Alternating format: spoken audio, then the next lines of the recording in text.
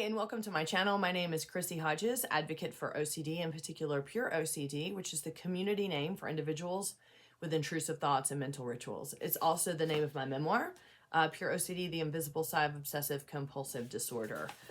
Thank you for being here today. I'm going to talk about hypervigilance when it comes to living with OCD, and I'm going to give examples from my own lived experience and also what I hear a lot from people around the world from doing peer support. I am a certified peer support specialist, working with people, supporting them in any stage of recovery. I can also provide referrals for OCD therapists anywhere in the world.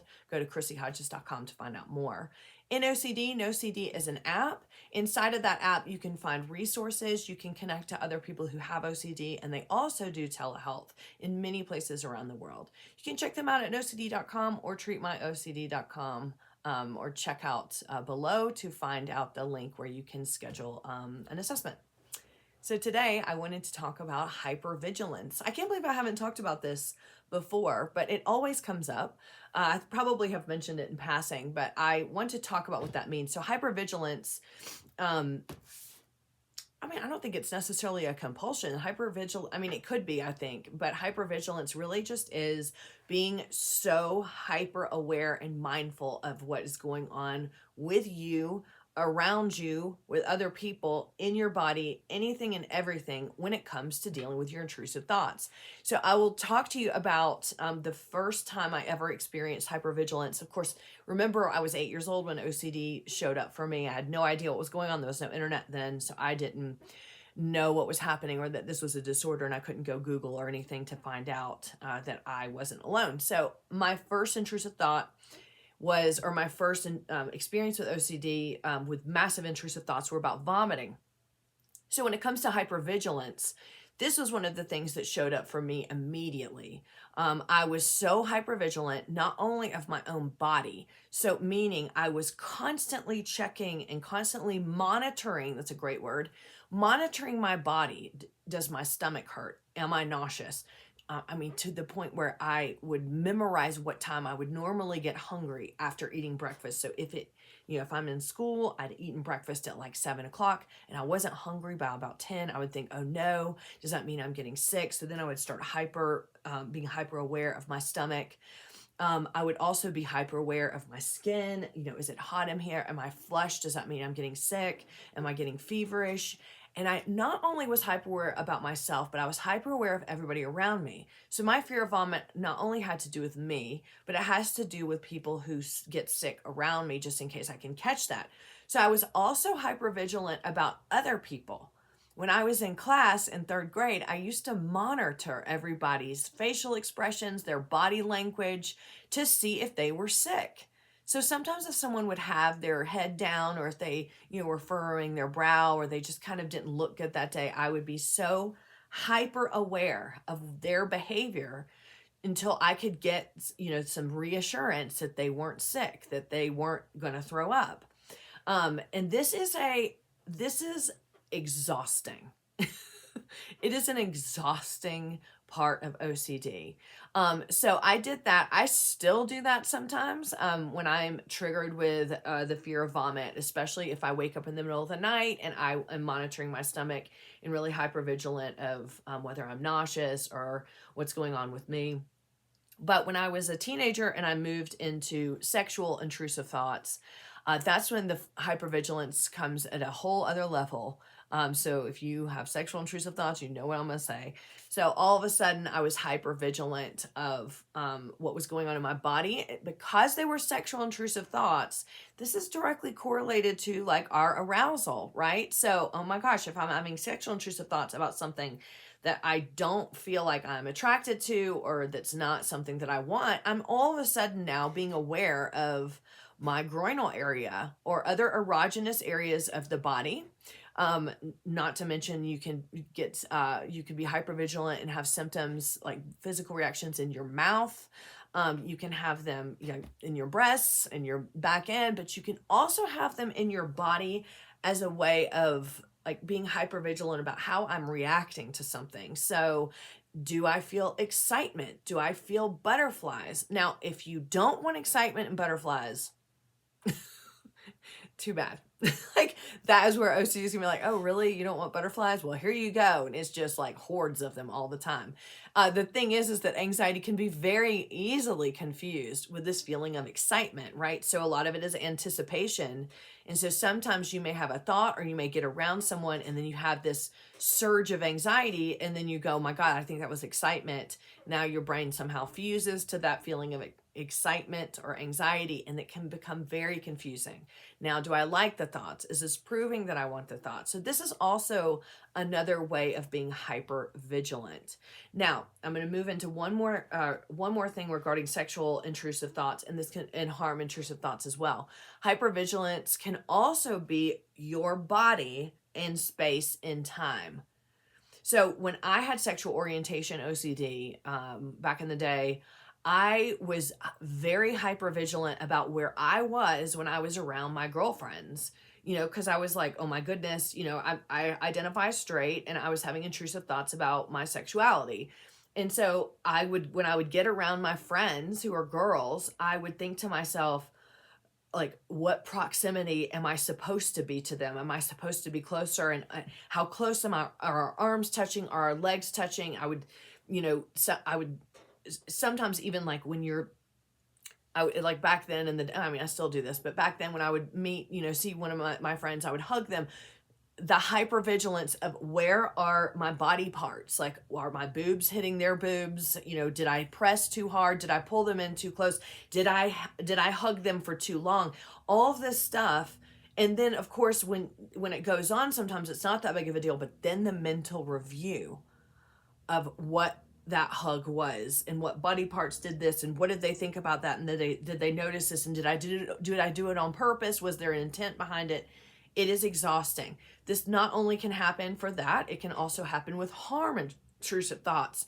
So all of a sudden you're hyper vigilant of where you are in regards to being near someone. If you're worried about harm, if you're worried about harming yourself, if there's something nearby. I mean, this goes into like the urge territory. So if you're having intrusive thoughts about harming someone and you're in the kitchen and there's knives and you're feeling this, oh my gosh, my body is moving toward the knives, and you feel like you cannot stop it. That's you're being hyper vigilant about where you are in space and time. So the more that your emphasis you're putting on, oh my God, my hand is near that knife. Oh my goodness, my hand is near that poison. My hand is near this. What if I lose control and do something? The more that you do that, the more it's going to feel like you're losing control. And this is exactly what hyperawareness is. So an example I hear all the time in regards to like POCD, which is the intrusive thoughts about becoming a pedophile, is oh my goodness, I picked up my niece, or my nephew, and I hugged them, and did I hug them for too long, or was it inappropriate? Even if I had the thoughts, wasn't it inappropriate to hug them, even though that's what you would normally do? Hypervigilance about where you are in a room when there's kids, or any intrusive thoughts. This could be like incest intrusive thoughts, bestiality, anything like that.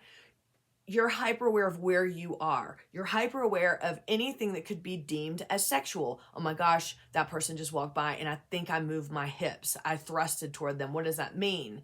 I think I turned my feet towards them so I could be facing them. I went toward them when I didn't know it, or walking down the street, being mindful of every single step that you have, having to avoid anything and anybody that might be triggering that. Oh my gosh, what if I accidentally touch them? What if I accidentally brush up against them? And again, it's not just this act of these things happening and being hypervigilance. It's also the mental review that's so exhausting. The going back over in your head, what did I do as I walked down that street? And did I accidentally touch that person? Or did that person see me, trying to get out of their way? Or what if my groin did move? Or what if I accidentally brushed up, but what if it wasn't an accident and it was intentional? So you see how the spiral can go. So hyper awareness, hypervigilance is part of the OCD cycle, and it is very exhausting.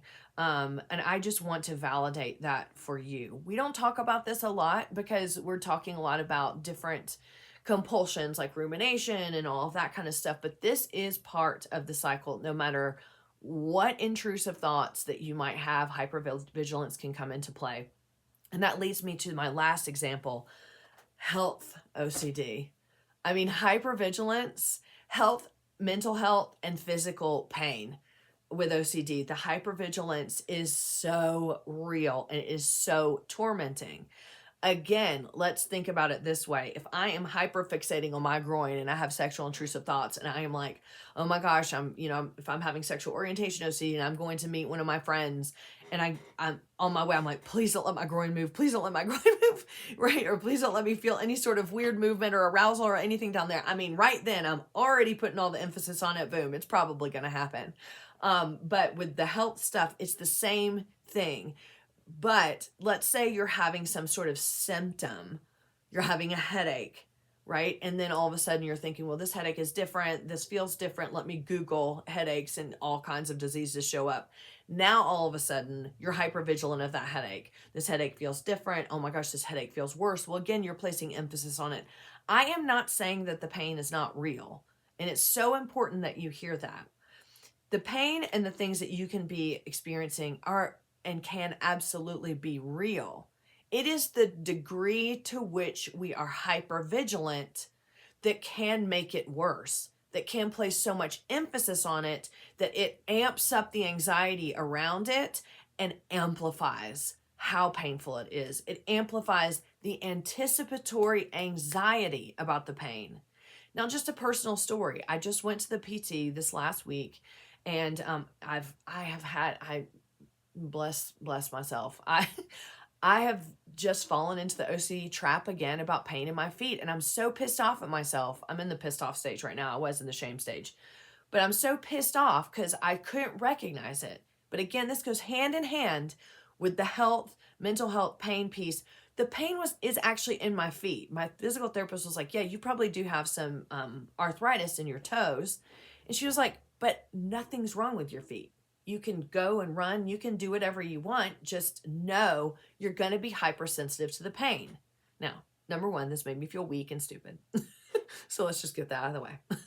But it also made me sad to think, wow, this whole time I have had this anticipatory anxiety, anticipating the pain. So when the pain hits, now I'm anxious about the pain. What does that mean? And I go into that doom cycle.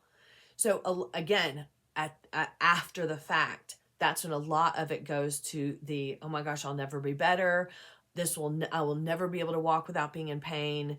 Life will never be okay. I will always think about this. I miss the days when I didn't have this pain, blah, blah, blah, blah. Well, so she did a lot of exposure with me actually in the PT appointment, and it was vastly helpful. And I have been doing the exposure ever since. Is the pain still there? Sure. Sometimes when I'm walking, it's still there. But I have started to notice my anxiety amps up before I even hit the floor in the morning with my feet, because I'm so worried it's going to hurt, which then goes into the, well, what does that mean? And the whole spiral of doom.